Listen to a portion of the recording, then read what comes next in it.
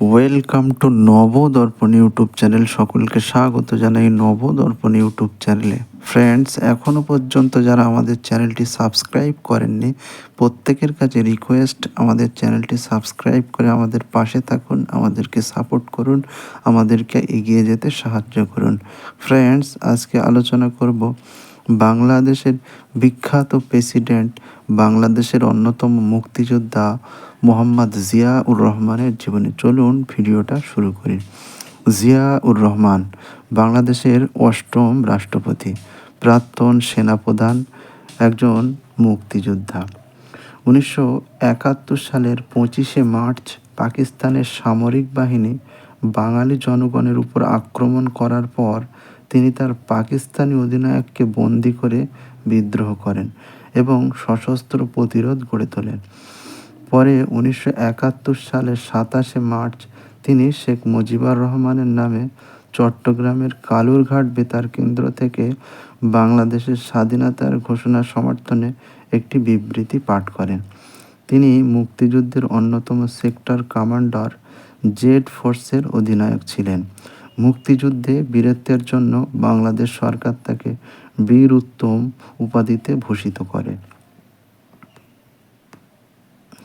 তবে মুক্তিযুদ্ধের 50 বছর পর বাংলাদেশের আওয়ামী লীগ ক্ষমতাসীন থাকার সময় সংবিধান লঙ্ঘন, শেখ মুজিবের আত্মস্বীকৃত খুনিদের দেশ থেকে সহায়তা এবং তাদের গুরুত্বপূর্ণ পদে পদায়নের জন্য অভিযোগে জাতীয় মুক্তিযোদ্ধা কাউন্সিল জামুকা তার বীর উত্তম খেতাব বাতিল করার সিদ্ধান্ত নেয়।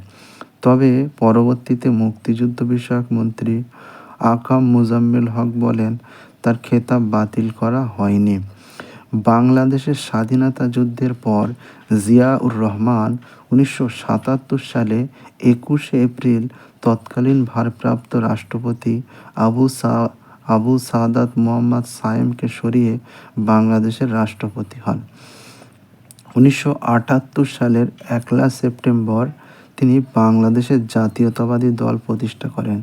তিনি 4 বছরে বাংলাদেশ শাসন করার পর 1981 সালে 30শে মে এক ব্যর্থ সামরিক অভ্যুত্থানে চট্টগ্রামে নির্মমভাবে নিহত হন। 2004 সালে বিসিবি বাংলা পরিচালিত সর্বকালের সর্বশ্রেষ্ঠ বাঙালি জরিপে 20 জন শ্রেষ্ঠ বাঙালির মধ্যে জিয়াউর রহমানের নাম 19 নম্বরে উঠে আসে। জিয়াউর রহমান 1936 সালের 19শে জানুয়ারি ব্রিটিশ বেঙ্গলের বগুড়া জেলার নসিপুর ইউনিয়নের বাগবাড়ি গ্রামের মণ্ডল বাড়িতে জন্মগ্রহণ করেন। তার পিতার নাম ছিল মনসুর রহমান এবং মাতার নাম ছিল জাহানারা খাতুন। 5 ভাইদের মধ্যে জিয়াউর রহমান ছিলেন দ্বিতীয়।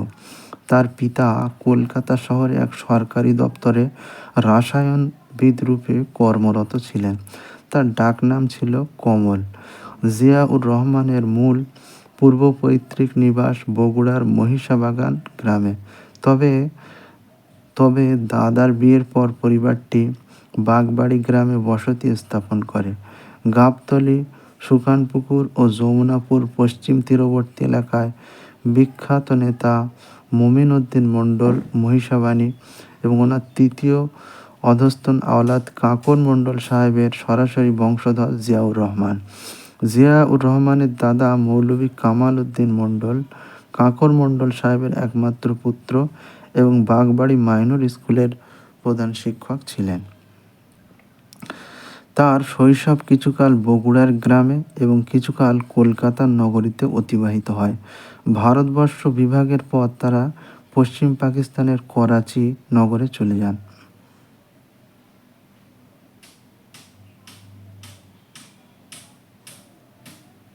1971 সালে 25শে মার্চ দিবাগত রাত্রে পশ্চিম পাকিস্তানি হানাদার বাহিনী পূর্ব পাকিস্তানের নিরস্ত্র বাঙালিদের ওপর হামলা চালায়। সে রাতে পশ্চিম পাকিস্তানি হানাদার বাহিনীর হাতে পূর্ব পাকিস্তানের নেতা শেখ মুজিবুর রহমান গ্রেপ্তার হন।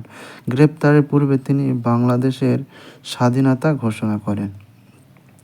পাকিস্তানের রাজনৈতিক নেতৃবৃন্দ মুক্তিযুদ্ধকে সংগঠিত করার লক্ষ্যে শেখ মুজিবুরের আদেশে আত্মগোপনে চলে যান। এই সংকটময় মুহূর্তে 1971 সালের 25শে মার্চ পূর্ব